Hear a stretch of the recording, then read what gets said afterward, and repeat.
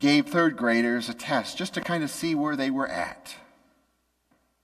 And so Sally made up a whole series of tests, 20-question tests that she could give to the kids over time so that they could be prepared to take the test. I want to give you a couple questions here because maybe you don't know the answers either. In this 20-question test was this question: list in order the 4 seasons. Can you do that? Do you know them? Winter, spring, summer, fall? 67% of her third graders listed dove season, deer season, quail season, turkey season. Rose, you gotta love Texas.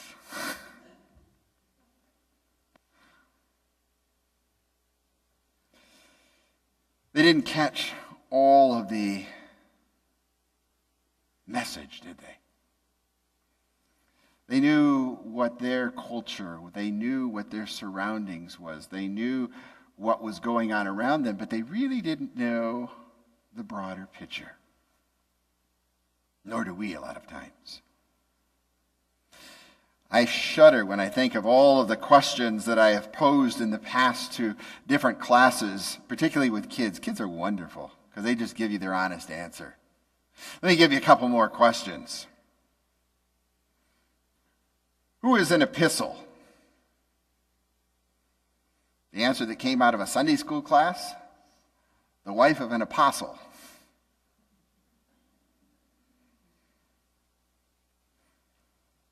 One of the 10 commandments came out on this test as freedom of speech. Another child listed the 4 Gospels as Matthew, Mark, Luther, and John. We learn what we see, what we hear. And at this particular point in history, the people of God were not hearing God's voice. They were hearing the despair of those around them. They were hearing the destruction and the hoofbeats of the soldiers coming in from the north, ready to take over, ready to destroy the kingdom, ready to tear down the temple. And really, for the first time, you don't have God kind of stepping in and saying, no, I'm going to protect everything. I'm going to defend you. I'm going to step in the breach so you don't become destroyed. Sometimes we get, even with our own kids, right, to the point where we have to say, you know, I've tried everything else. Now it's time for them to live with consequences. Easy thing to do, parents? Nope. Hardest thing in the world to do. Particularly where you know those consequences are going. It had to have been breaking God's heart to let his people go.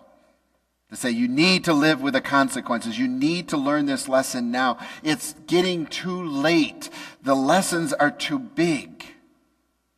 And if I keep bailing you out, you're not going to get the lesson, and the people around us are not going to get the lesson. Because remember what Israel and Judah's task was? They were to be a witness to the world, right? They were to show the world what God was all about.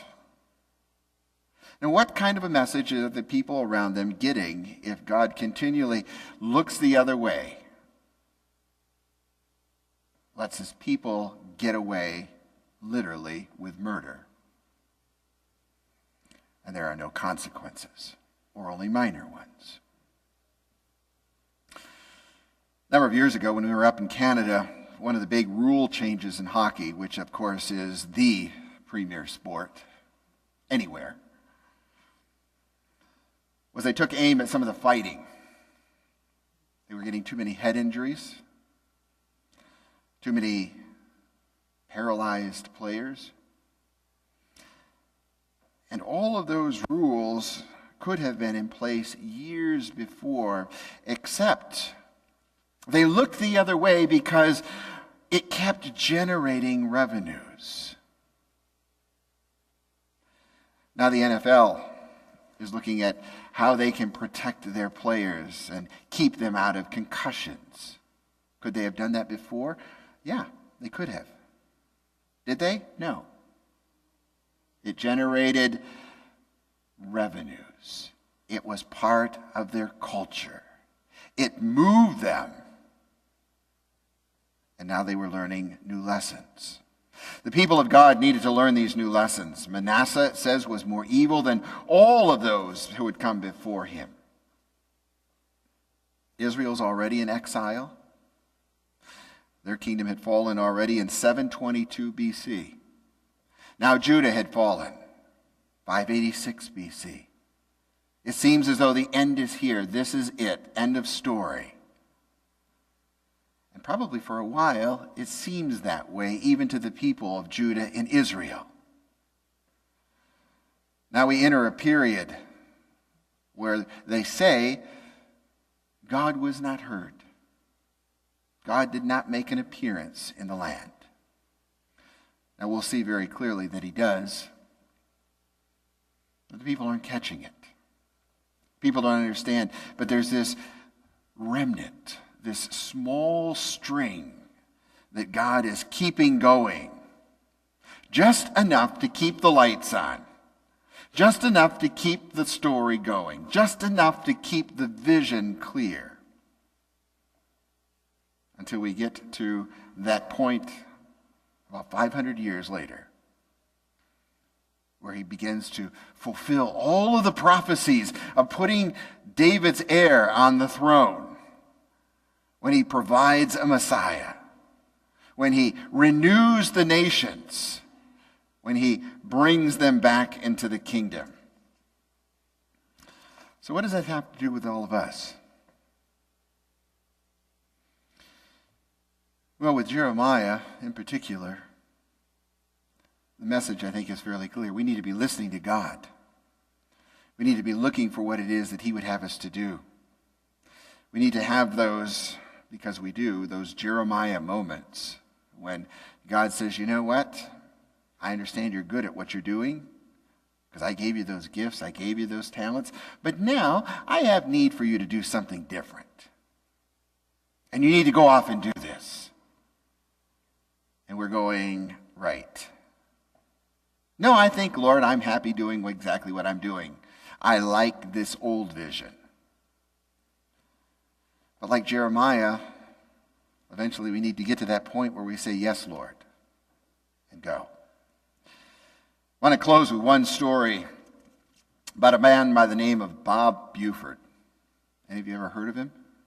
Wrote a number of books.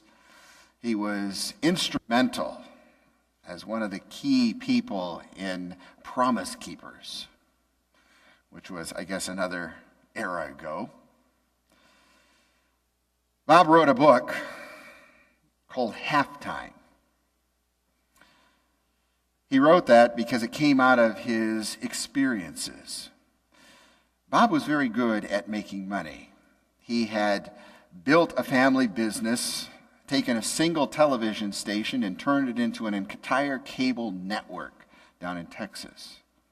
And then the cable network spread across the country. And Bob was doing very well financially.